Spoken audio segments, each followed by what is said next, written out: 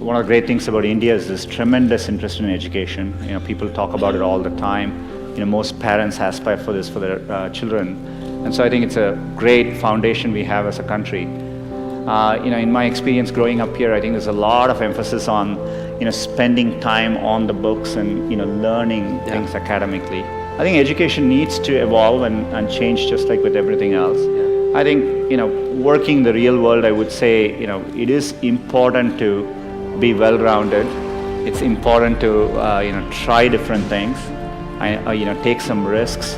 I would encourage people to, follow their passions a little bit more. All the great things about the Indian educational system, I think there's a lot of pressure to follow set lanes throughout your career. You're in high school, you're thinking about college. I get surprised people start preparing for IIT in their 8th grades, and that's a bit shocking to me. I hope as people are approaching things, they are really taking the time to doing things, understanding things deeper, learning by doing things. And I think it's important to remember it's a long road. Setbacks actually don't matter. I think a lot of times when I was younger, people would say, this person didn't get into this college or something, and that's the end of the road. I mean, life is so different from that. Keep your hopes, keep your dreams, and try to follow them. And I think most of how life plays out is up to you, not up to what happens outside of you. And I think it's important to keep that in mind and take the long-term view. Look, it's remarkable to be at IIT. There are many, many great people who don't make it in, and you will see this later in life. People do well from all walks of life. I think it's important to remember getting into an elite institution doesn't guarantee success. It matters a lot, but it doesn't guarantee success. And I think it's important to keep that perspective in life. And life is a long road, and so you want to take it at the right pace and enjoy what you're doing. I get very surprised. People come to IITs and immediately they are thinking about IIMs and so on. I think it's important to get real-world experience. And if you take the US, for example, at a place like Stanford, most students don't choose their majors till their final year. So people explore different things and find what they're really passionate about. So I think those are all good things to aspire to. I think I would like to see people value creativity, value experience of doing things, taking risks, and academics is important, but it is not as important as it's also made out to be. Had I stayed the course in graduate school, I'd probably have a PhD today, which would have made my parents really proud. But I might have missed the opportunity to bring the benefits of technology to so many others. And I certainly wouldn't be standing here speaking to you as Google's CEO. The only thing that got me from there to here, other than luck, was a deep passion for technology and an open mind. So take the time to find the thing that excites you more than anything else in the world. Not the thing your parents want you to do, or the thing that all your friends are doing, or that society expects of you. Yeah, I think that matters a lot. People should be encouraged to take risks a little bit more and try different things till they find what they like doing. One thing I've noticed over time is you will have many, many opportunities to reinvent yourself. And so, so I think, it's worthwhile taking risks and trying to do something you're really, excited by.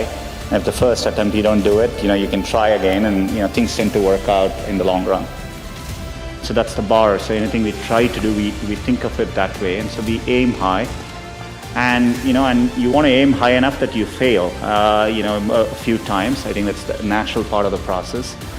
In fact, Larry used to say, if you work on really difficult things, you're better off because you have no competition. Others aren't working on that difficult a problem. And even if you fail, you end up doing something great in the process. And so I think that's the philosophy which has guided us all through these years. In Silicon Valley, part of the reason so many people start up a company is, starting up a company and even having failed, you can wear it like a badge of honor, right? And I think that's important. Culturally, risk is rewarded. So it's a culture of optimism. It's a culture of risk-taking, and I think that's really important. So this is such an important issue for our company, but also for our country and for a community of entrepreneurs around the world. At Google, entrepreneurship is in our DNA. Google was founded here at Stanford, and the company's first home was in a garage just a couple miles from here. Like many of you in the audience, our founders were two young people with a vision of a better future, a better way, and they decided to follow their dreams.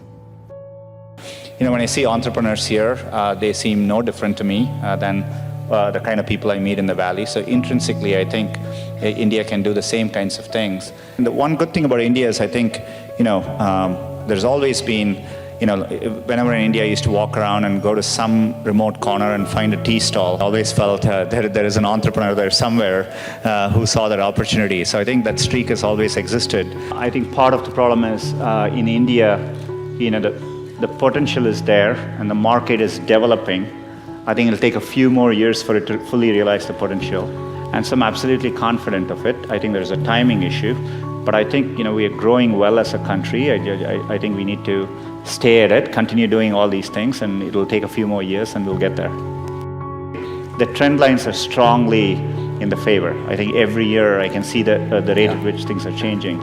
So in about 3 to 4 years, I'm pretty convinced, at least in a 5 to 10 year time frame, that there will be big global, software companies coming out of India, and we will be very used to it. You're the ones building the next Google, the next Spotify, the next Tesla, we don't even know, but what I know is that someone in this room will build it. One revolutionary idea, one brilliant invention can unleash other entrepreneurs to revolutionize industries in ways you could never predict. I remember reading about that and thinking, it's the idea that matters. It didn't matter where you come from or what your background is. I felt welcomed and embraced. People didn't care where I came from, only my ideas and hard work mattered. I'm not alone. I know how much hard work it takes to pursue a dream of building a business. The long hours, time away from family, the rejection, the ideas are brilliant that just don't seem to catch on. There is a great quote from Thomas Edison that does the best job of defining what it's like to be an entrepreneur. I have not failed, I have just found 10,000 ways that don't work. I see hubs growing all over the world: Germany, Brazil, UK, Israel, China. The latest figures say that 21% of adults across 60 countries intend to start a business in the next 3 years. I'm absolutely convinced that India will be a global player in the digital economy, and it will be competitive with any country in the world. So I've always felt that, and I think it's important to follow your dream and do something which you're excited by. So I think if you follow your heart and do what you like, you will always do much better. And so I don't think it matters if you're an engineer or you're in science, or it could be in any field. There are many different ways you can approach things, and what matters most is loving what you're doing and trying to do well at it. So we're all looking to you. The world is counting on you, and we can't wait to see what you build next. Thank you.